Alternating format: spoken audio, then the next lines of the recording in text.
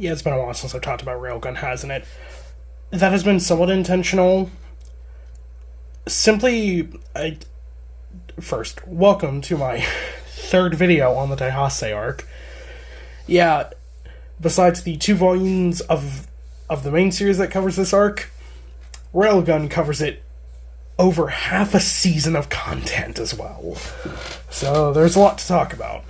But the big thing is, why have I not made videos about, the Sisters arc of Railgun and the Silent Party arc? Simply put, I feel like I would be repeating myself a lot with the Sisters arc, just because the stuff that is exclusive to that arc in Railgun, I talked about in my Volume 3 review. And, I don't want to talk about Silent Party yet. I don't know. I just don't have any motivation to talk about that arc. I've sat down to try and do that video, and I cannot. So instead, we're going to be talking about the first arc of Season 3, the Daihasei Arc, which, if you don't include the episodes that kind of repeat in the Sisters arc of Railgun from Indet, this is the longest arc of the series in the anime. It is 15 episodes, episode 1 of Railgun Season 3 to episode 15. The last 10 episodes of the season being taken up by Dream Ranker, which I also am not looking forward to talk about because I think it's kind of a mess of an arc. It's a good arc, but it's a mess of an arc. So, let's talk about Daihasei. So, this arc has a lot. I was actually kind of intimidated to talk about this because because after I did my video on Volume 10, I'm like, okay, now I'm going to do my video on the Daihasei arc of Railgun. And I was just kind of, I was remembering the amount of shit in this arc, and I'm like, oh, that's a lot. But this arc is significant for 3 things. Number 1, it introduces the last 2 level 5s in the anime. Well, technically not. Shokuho, we're going to be talking about Shokuho a lot in this video. Half of this video is probably going to be dedicated to me just talking about Shokuho. But Shoko has an interesting tenure within the series, as she was first mentioned in Volume 1 of Indets. And I know she probably made her debut in New Testament before she made her debut in Railgun. I don't know. Because Railgun started in, 2007, the manga, and it was monthly, so they probably didn't... I don't know, maybe she appeared in New Testament, but this is the first time she would properly appear and have way in the series, as she had appeared in the Railgun anime. They switched around events a bit. I'll talk about that in a minute. So she appeared in Season 2, and you got a little bit of her personality there. But it wasn't until Season 3 of Railgun where she got more expanded upon. And I know she's much more expanded. I think she becomes one of the main characters towards in New Testament and in the very end of in all of Genesis Testament. But it is also significant because it is also the anime debut of Sugita Gunha. We're going to be talking about Sugita as well. Sugita is he's a special character, that one. Second, for one, this would be the first time in the canon of the series that Ueharu and Satin would interact with Toma. Yeah, for some reason, whenever you see Kuroko, Misaka, and Ueharu, yeah, Satin's never present in the Indats series. The only time I think she is present is during the movie, and I think that's just because it was a combined kind of why not bring both series together? So yeah. But the third thing is that besides Aihana, this would be the first arc where all the level 5s appear. Because I guess that's way into how this arc begins. So the first episode and the first chapter of this arc, which on the wiki it doesn't even say this is part of the arc, but it is. So the Daihasei is kicking up, and the board of directors of Academy City, they want 2 of the level 5s to represent, to kind of represent the event.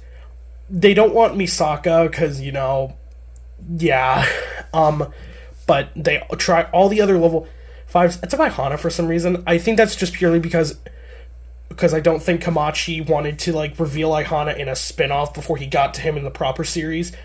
If he's ever going to get to him in the proper series. I don't know if he will. We'll see. But, the board of directors tasked the kind of, the committee team of of the Daihasei to go around, and they ask all the level 5s. They ask Accelerator. Accelerator gives them about as much of an answer as you think, when he just basically cripples the guy who asks him, and he's like, just leave me the fuck alone. Also, pertinent to this point, the Necromancer arc and the Dark Matter arc occur around a little bit before this. I will also talk about Kakine's arc. We don't see them talk to Kakine, but we see the members of what was Kakine's group called? I don't know. School? No. Yeah, School. Yeah, School. Yeah, that was the name of Kakine's group. You see, this is the first time in Railgun we see, I forget his name, but the guy who always has wires attached. We also see, what's her name? Heart Measurer, and we see Heart Measurer in this arc as well, and we see Kakine, and Kakine doesn't talk about but the guy's like, okay, what the hell happened here? And Heart Measurer basically just goes, oh yeah, Academy City wanted to ask Kakine to represent the Daihasei, and they said he could be an angel of peace for them, and he got really angry. We see Mugino. Mugino actually has probably the chillest reaction out of all the level 5. She's just like, I'm literally an agent of the dark side of Academy City. Of all the people, why? She's just like, no. Like, no shit, I wouldn't do it. Frenda tries to be like, I'll do it, and then Mugino just fucking bashes her head into, they're at a pool, and she just bashed them into a table. It resulted in a very funny gif. Also, I'm always up for Frenda content, if you could not tell. And then, we don't even get a scene of them asking Misaka, but Shokuho and Sugita are the ones who kind of are like, okay, yeah, we'll do it. Sugita, we don't see Sugita directly yet. He is not shown yet, but he's shown in the anime. He's not shown asking, but Saten and Uiharu come across like two rogue groups kind of fighting, and Sugita breaks them up and rescues Uiharu. This is really cool in the anime because we get all these really cool shots of all the level 5s, like, this is their full name and this is their epithet, you know. Oh, Accelerator, Kakine, Teitoku, Dark Matter, Misaka Mikoto, Railgun, Mugino Shizuri, I'm forgetting Mugino's title. It's been a while since I've talked about a lot of these characters, so excuse me. I forget her title. Shokuho Misaki, Mental Out, and Sugita Gunha. Yeah, this is also a good time to mention, Sugita and Aihana are weird because they don't have epithets. All the other level 5s have, like, epithets that are their titles. Yes, Accelerator technically doesn't have a name, it's kind of opposite with him, but Sugita and Aihana, due to, I guess, just because their abilities are so unknown, I'm not going to touch on it now, but later when we get to the thing, I'll talk about Sugita's ability, which I'm going to label as bullshit. Sugita is ranked 7, which is really, I think is really poor to how strong he actually is. He should be top 3. He should be Misaka's place, in my opinion. So yeah. That's kind of how this arc gets kicked off. And we kind of get a feel for Sugita and Shoko's personalities through this. Sugita is very much that, he's a shonen protagonist, essentially. He is basically, you put that shonen protagonist who's all about, you know, French, helping his friends, you know, standing up for what's right, guts, all that kind of stuff. Yeah, that's Sugita. It also helps that he also reminds me of Kyo from King of Fighters, just in his general, like, Japanese aesthetic, because this is also a weird censorship thing. In the manga and light novel, I assume, in the light novel, Sugita, he wears, like, he wears a lot of white. He wears, like, a mainly white outfit. It's very clean and pretty cool. But he wears, like, a white headband and a white school jacket. But he also wears, like, a white t-shirt with the red sun of Japan. And I assume because that has, like, imperial ties and a lot of people in Japan want to kind of move away from that, I assume that's why they censored it. I don't know. Censorship is a very weird thing when it comes to anime.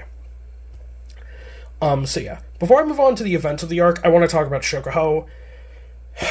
Okay, so I don't know if Shokuho is a light or Because I think in that popularity poll for the gacha game, I think she ranked in the top 10. I think every level 5, except Sugita, because I don't think he was introduced yet, placed in like the top 10. I forget. I should have wrote it down, but I didn't. So I guess I should talk about Shokuho, her first appearance. So this also coincides with Mitsuko Kongo. So in the anime, they move around chapters where the first like scene of the Railgun anime is the test with Misaka testing her ability at the beginning of the school year. But you see Kongo there. That scene is instead put here in the manga, or it was here. Basically, between the Sisters arc and the Daihasei arc, there is like a 3 or 4 chapter interval where Kongo gets introduced, because in the manga, Kongo does not get introduced until it doesn't enter Tokyo Wadai. I've said this before, I always thought it was Tokyo Wadai, not Tokyo Wadai, because it sounds like Tokyo Wadai. I don't know. I don't even know what Tokyo Wadai means. But she was introduced here, and you see kind of her relationship with Misaka and her relationship with Kuroko, and you also get her relationship with where did I write their name? Awatsuki Maya and Wanai Kinoho. I haven't mentioned them up to this point, but they're like 2 other students of Tokyo Wadai. They mainly serve as just, Kongo's friends. So at the same time, this like mini arc, this like 3-chapter mini arc is titled Click, because it also introduces the concept of Shokuho. This is also where we get the concept of clits into Tokyo Wadai introduced into the series, which would be expanded upon further in the current arc of the Railgun manga, which may be ending soon. I don't know. In this review series, I kind of debate if I should even talk about the first year arc, because it's not finished. And I kind of debate, like, should I wait till it's done, or should I might do a video just generally, like, my thoughts on the arc. I might reread some chapters. But it is interesting, because it does touch on Misaka and Shokuho some. But that's where we get Shokuho's introduction. The first episode where she's introduced is season 2. The first episode of season 2. And that scene where, she confronts Misaka in the library, that's here in the manga. It's like the chapter before Daihasei begins. So yeah, that's kind of... I assume the reason they introduce Kongo sooner is just because, they want another Daihasei student to be involved into the story. And they also use Kongo a lot for kind of like peril situations. But yeah. So Shokuho has a very complicated backstory, which not all of it, but a majority of it is revealed. Basically, what we know about Shokuho in the modern day is that she is the leader of the biggest clique in Tokyo Wadai, and the only clique to our knowledge, unless you count like Kongo's like 3-person clique. And the only member that I know a couple of the others are named, but the only one that matters is Junko Hokase, because she got her own spin-off, which Shokuho got her own spin-off in Mental Out. I think it's still ongoing, like, I think we're at like 25 chapters. I may talk about that eventually. It's one of the arcs in October. But she also kind of has a background as... Shokuho is kind of one of the level 5s. The level 5s are very split down the middle of dark side and light side. Mugino and Kakine are very much... They are in depth with the dark side of Academy City. Accelerator was, but now he's kind of on that line of in the middle.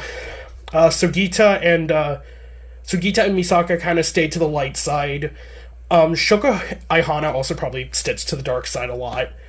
I assume. I don't know. But Shokuho kind of rides that line, where she has one face where she's, the prestigious queen of Tokyo Wadai, because it's the thing of, like, Misaka Mikoto is the ace of Tokyo Wadai, while Shokuho Misaki is the queen, which I think in a playing card, they are actually the same separated rank, which is funny. So she has her own little network organization, with one character named Kietz Nokleben. I hope I did not fuck that up. Who, I I don't think I mentioned this in the Volume 3 video, but we saw kind of scenes of him in the anime. He was one of the security overseers of the Volsit Shift project, and he fucked off before it got bad, before it fell apart because of Toma. We'll also be talking about Toma later on, because, oh boy. I hope you like the Deep Blood arc, and that's going to be relevant soon. So he kind of works with Shokuho now as her informant. So, yeah, that's kind of Shokuho's current, and she does have a lot of plans for the Daihasei, but I want to focus on her backstory, because it does kind of set up her character a lot better. So, back in volume, I think 3 or 4, volume 3, I believe, there was, Komoe mentioned a lot of the kind of urban legends of Academy City, and one of them was about was called the Clone Dolly Workshop, and we get that expanded upon in here. Basically, there was this organization that was working with a bunch of kids, testing their Esper abilities. Shokuho was one of them, due to her ability of Mental Out. Mental Out is, fucking ridiculous, frankly. So, to put it into simple terms, Shokuho can manipulate people's minds. Basically, she can mind control people. That's kind of her gimmick. But this is not limited to mind control. I know she can do a lot more later on in the series, but what we've seen her do in Railgun is she can manipulate people to kind of work, to just completely obey her rules. And this is basically to everyone. The only characters that I think are truly immune to this are Misaka, Accelerator, because of his barrier. Because I assume if she tried to manipulate Accelerator, it just bounce off his barrier, and then he would not be very happy. It technically doesn't work on... It does and doesn't work on Toma, because, Imagine Breaker. Because it's like the second... Because, like, every time she tries to manipulate him, he can just touch his head, and then, bam, connection. She can also telepathically talk to people like this, and she can also erase memories, which is something Toma mentioned back in... Which, actually, that is really good foreshadowing, if it is actually foreshadowing, because... Toma and Shokuho know each other. Because I don't think this is still fully... I don't know how expanded upon this as a New Testament. It's been kind of hinted at in the First Year arc and the Mental Out arc. But basically, at some point in time before the events of the series, Shokuho met Toma, and she views him as her prince. Also, I have to mention this. I don't like to mention, female characters like, body types. But Shokuho is one of those characters that kind of jokes a lot about them. Misaka makes a lot of jokes about that. Like, I know there was like a 4 panel after that chapter where Misaka's just like, are you really a middle schooler? But it's also funny because a year ago in the events of the story, Shokuho was like flatter than Misaka, and now, she has rather big tits. So I don't know what happened if she just had I have 2 theories about that. Either she just had the best growth spurt out of any woman in anime, or she's completely lying about her age. Considering what her ability is, yeah, her lying about her age would not be the most surprising thing. Like, if Shokuho was actually, like, 18 or something, I would not be surprised. But essentially, yeah, they were testing out Mental Out and all its capabilities. She also... It seems the limitation of this ability is that she has to use it via a remote control. But I think it's changed as the series goes on, because I think in a flashback during the Dream Ranker arc, we see her using like a more simple remote, but she uses like kind of a TV style remote in the current story. But she met a girl by the name of Dolly, who it's never strictly said, but because of how she looks, yeah, she's a prototype of the Misaka clones. So Shokuho was substituted in for this because I think Dolly can't really see really well, or like she only sees using senses. No, wait, I fucked this up. It was because of Mental Out. Shokuho was basically asked to manipulate her into thinking she was another person named Kozaku Mitori. I'll touch on her in a minute. Because Kozaku used to be the partner to kind of work with Dolly and kind of understand her, but Dolly is very scarred because she's a very unstable clone, so she has a bunch of scars from surgeries, and Kozaku saw those and was disgusted.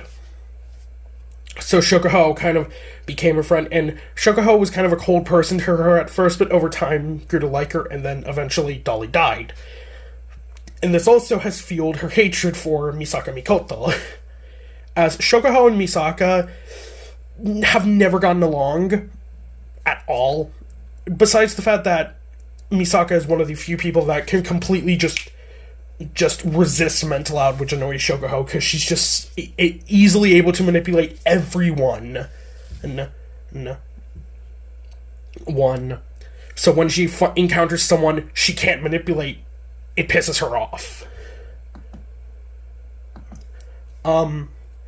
So yeah. Kozaku Mitori, just touching on her real quick, she eventually ends up working for Kihara Gensai, for his kind of machinations in this arc, which the Railgun Anime has been building up to significantly with each of its arcs.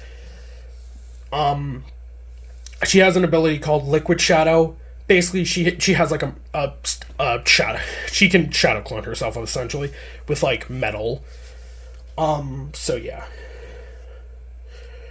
In the current story, Shokuho also uses a weird machine called its Stereo, which is like a giant brain where it can enhance her abilities. It was initially meant to just enhance anyone's abilities, but Shokuho took control of it. So, yeah, I think that is all of the setup for this arc. But we actually talk about the arc 20 minutes into this video. I apologize for this video probably being long, as this is 15 episodes. I should actually mention, in the manga, it is 27 chapters, and in the anime, it is 15 episodes. It takes up a majority of Season 3. So, yeah. I'm gonna skim over this stuff. And another thing with Kozaku, she apparently also became a terrorist against Academy City, because she hated them for what happened to Dolly, because she found out Dolly died, and she did regret how she treated Dolly a little at the end. So, yeah, so, let's get into the arc. So, the first couple episodes of this aren't really that intense, because it's just a lot of setup. You get some urban legend stuff with Saten, which I think comes into play in the next arc, but really isn't relevant. There is some other stuff, but it's not really relevant. So basically, Shokuho's plan is to kill Gensai, which is a good plan, but she knows if she does this, she wants to use one of the sisters to kind of get... Basically, I think her entire plan was basically to just make Misaka not get involved at all. That was essentially what she was planning. But of course, that does not work. Shokuho basically tries to achieve this by having Misaka basically lose it in a way, as she manipulates Kuroko, Saten, and Ueharu to forget about Misaka. They encounter each other, and just Kuroko, and the others just do not know Misaka. So, and to do this, she is kind of stuck with Shokuho's clique. So Misaka asks Kongo to, like, okay, go find my sister, my quote-unquote twin sister. There's also a bit of this where we got to see Misaka, one of the sisters, involved in one of the games. This is also good because we get to see more of the Daihasei, because in Index, we really only saw, like, a couple of the games, so we get to see a couple more in this arc, in this version of the arc, so it's nice. Also, I don't know, the timeline is kind of scuffy, because, like, they do take place around the same time, but we don't really know when. But yeah, we don't really know when they take place with one another. I think it's the Railgun version happens first, and then the Index version happens, because Toba is in the hospital after his fight with Oriana. So yeah. So Kongo tries to go find Misaka's sister. She ends up coming into conflict with one of the members of I haven't talked about this, but a lot of the underworld organizations within Academy City have like very simple names like school, member, there's item, you know. They're like all capitals, one letter words. So she comes into conflict with one of the members, Yoshio Baba, who I think is a level 0, so he uses a lot of robots. He fights against Kongo. She does really well, but he uses hostages and manages to trank her, which is where where did I write them? Wanai and Awatsuki Maya come in to play. They fight against him. We get to see their abilities. I think one of them has a water ability and the other has kind of an air ability. It's pretty cool to see them fight, because we don't get a lot of them in the main series, or at all in Railgun. Like, we saw them fight a little bit in the Silent Party. Yeah, we saw them fight somewhat in the Silent Party arc, at the climax of that arc, but besides that, we really haven't seen their abilities. Kongo herself has an ability called Edo Hand, which, fun fact, is also Saten's ability, technically. So that's kind of a funny thing. I guess the authors came up with Saten, and then they're like, wait, that's a cool... wait, we kind of want to do more with that ability, so we're just going to give it to another character who can actually use it. You get to see it used a lot more in other arts. Basically, when Kongo touches something, she can add like a jet of air onto it. As you can imagine, and she can just fire the air. So, as you can imagine, pressurized air, it's pretty good. She's a level 4, while I think Awatsuki and Wanai are level 3s. And it is to be stated that I think only level 3s through 5s are at Tokyo Wadai. Of course, the only 2 level 5s are Shoko and Misaka. So, they kind of go back to... Misaka finds out Kongo got injured because of her. This makes her, angry, and she intimidates Yoshio Baba to kind of fuck off. He tries to attack her with a mantis robot, which does look cool, the railgun always wins. She railguns it and fucking terrifies him. I think he gets captured later on in the Battle Royale arc. I think he also changed designs from Indets to Railgun. Because he's like kind of a skinny guy in the Battle Royale arc, but he's kind of chubby in this arc. I don't know.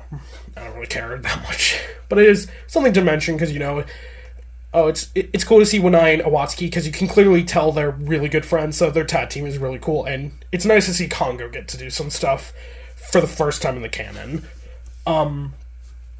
So, it is at this point that Shokuho kind of realizes, like, okay... I clearly cannot hold Misaka back. So Misaka goes away from her clique and meets up with Shokuho, and Shokuho is just like, okay, fuck it, I tried to hold you back from being involved in this, but, kind of dumb. So they work together after this to kill Gensai, or at least stop him, because his plan is to, we're gonna get into that. So this is where you kind of see the differences in their personality. Misaka is very much a tomboy girl. She's very brash, very kind of hot-headed, And Shokuho is the opposite. She's very calm and collected and kind of a schemer, and kind of, that prestigious queen, that role that she plays up all the time. But they're also opposites in terms of physical abilities, because Shokuho is a complete fucking wimp when it comes to physical activities.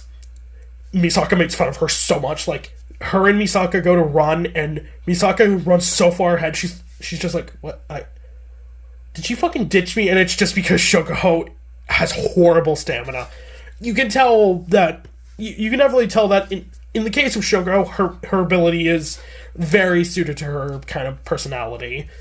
But yeah. Also, Shokuho always wears, like, these white, I don't want to say latex, I guess, like, cloth gloves, but they're like stockings for her. I don't know what they're called. And she also always has like a purse on her that she keeps her remote in. Shokuho is very much that elegant lady type of character, but she does have some moments of anger. So this is where we get into the finale of this arc, which has one of the best Toma moments in the... Toma has been kind of in this arc, but he's kind of just been around. There was also some stuff with Zochiel she's a character that I have not mentioned up to this point because she doesn't get involved later until the Battle Royale arc. So if you're curious about why I'm not talking about her, even though she does do some stuff in this arc, because she also works with Kozaku, I'll talk about a lot more of her in the Battle Royale arc. Because I forget his name, but the Aztec guy from the Three Stories arc that fought against Toma and had a crush on Misaka, she was sent to kill him, but she didn't. So yeah, there's some stuff with her, but I'll get into that further on in the series, because she's kind of just in this arc because, yeah, she's around, but that's kind of it. So Gensai's plan is essentially he is still pursuing that level 6, and he decides above anyone else he's going to go after Misaka. Because, also, this is a weird claim, but apparently Misaka is Alistair's favorite, which I call bullshit on, because it's like, yeah, Alistair has never favored Misaka. Like, yeah, he used her. Like, yeah, they used her for the experiment, but, like, that's it. But, like, it was never a thing of like, oh yeah, Alistair definitely likes Misaka. Yeah, it never seemed like that. If anything, Accelerator is his favorite alongside Toma. So they Gensai also uses the Misaka network to make this happen, which all the clones in the city shut down, including Last Order and Accelerator. And this is one of the only scenes of Accelerator in this season where he's like, oh, fuck, and just taunts out because he's still at that phase where he can't really operate without the Misaka network. He kind of learns to deal with that in a future arc, which I'll be talking about soon. So Misaka morphs into going into level 6, what is essentially an uncontrollable kind of rage monster of a level 6. I don't know the official name for this, but me and my friend have always just called this 5.3 Misaka, so that's what I'm just going to call her, because I don't know. I guess you could call her pre-level 6 Misaka, or like almost level 6 Misaka, but or like 5.5. I'm just going to call her 5.3. So 3 fights occur. So Gensai kind of goes and he tries to get exterior to kind of get one over on Alistair, because him and Alistair do not like each other. At least Gensai hates Alistair. So Shokuho goes after him to stop him. And then she also enlists the help of Toma to deal with Misaka, because she does have some knowledge of the events of the sister arc. And she also asks Kuroko, because Kuroko gets involved. I also forgot to mention, before Shokuho teams up with Misaka, there's a small scene where Kozaku comes in and takes Uiharu and Misuzu, Misaka's mother, captive, and, this is when Kuroko and Misaka meet each other again and kind of stop her. And they kind of realize, okay, we know each other, so they kind of team up after that. So Kuroko is still kind of struggling. This is the least of Misaka-obsessed Kuroko we have ever seen, and she's still obsessed with Misaka in some way. So Shoko asks Toma to deal with Misaka, and Shoko asks Kuroko to deal with Kozaku. I'll talk about Kozaku versus Kuroko first, because it's the shortest. We get some stuff with that. Uiharu and Satan and Kuroko have a good tag team, and Kuroko does defeat her pretty handily, though it was tricky. And then the Gensai versus Shoko. So Gensai also has some version of level up, or as he also has mental out, and it's a really struggle of a fight for Shoko, but she kind of pulls one on herself in Gensai, because she makes herself forget the actual passcode to exterior and replaces it with the self-destruction. So she does this. Gensai thinks he wins against her, knocks her out. He goes to activate exterior, accidentally self-destructs it, and kills himself and destroys exterior at the same time. A fitting end to a bastard like Gensai, which the Railgun Anime had actually been building to. Pretty much a lot of the arcs in Railgun had been building up to Gensai, so I think that's pretty neat. I know there's a lot more Kiharas. There's like 20 characters with the last name of Kihara, which that'll be interesting to get into. Now, the thing I knew about of Railgun before anything else Kamijo Toma and Sugita Gunha versus 5.3 Misaka. This is a short fight. It's not that long of a fight, but it's great in the anime. You get a lot of good movement and environmental stuff. The OST is pretty good as well. Time to talk about Sugita. So, Sugita and Toma team up. They both kind of have that same-ish personality of helping people, so they're both just like, don't get in my way. And they both get in each other's way. But it's not like Style and Toma getting in each other's way of annoyance. They kind of work together. And one scene of Sugita catching Toma like a princess, which, that definitely fueled some fan art. So, Sugita punches. That's his shit. That's his gimmick. I guess that's like the best thing I can say about Sugita's gimmick is that, it's punch. Basically, it's kind of, if I had to equate it to any anime ability, it's kind of like Spiral Energy in Gurren Lagann. Spoilers, I guess.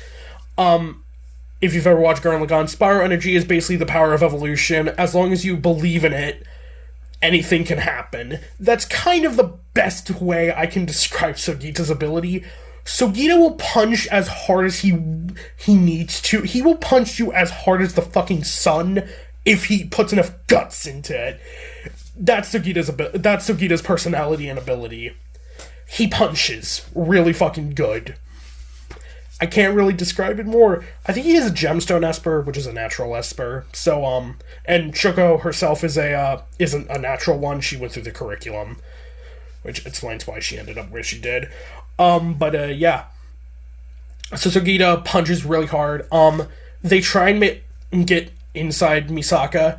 She also tries to destroy Alistair's building with a giant fuck-off lightning bolt. It does not work. And then Toma tries to get close to her, and the thing happens. So, the Deep Blood Arc. There was a question with the Deep Blood Arc. When Toma got his arm, quote-unquote, ripped off and the dragon appeared, a lot of people assumed that it was just, Aurelius's ability playing tricks, because, a lot of his ability, because Ars Madness is fucking broken, as I've talked about in my Volume 2 video. It's been a while since that video. Making videos for 5 months. That doesn't feel real, but, hey, we also hit 30 subs today, so happy about that. Hopefully I'll get to 50 soon. But as he's trying to approach Misaka, his arm gets cut off, and, Dragon Strike occurs once again. So, this is the art that kind of confirms, that wasn't just an illusion. Toma can legitimately summon dragons if his arm gets cut off, which is, I assume, a function of Imagine Breaker. But instead of it being like the head of one dragon, it is 7. It is 7 fucking dragons. I'm not going to go over all of them. The only one of significance that I will mention is the Angel Dragon, a dragon that kind of has like angelish features, because that one plays a role in 2 arcs in the future of Railgun. I won't talk more about that yet, but there is another character, a pseudo level 5, who has the Angel Dragon for some reason. I will talk about that in the future. He summons the 5 dragons. They completely rip apart Misaka as she's about to kind of explode with as much energy, because Accelerate, as it's been kind of stated before, Accelerator is the only level 5 who can attain a stable level 6. The rest could achieve it, but they would probably kill themselves in all of Academy City, but if they did it. So, Toma, once again, saves Misaka and her sisters.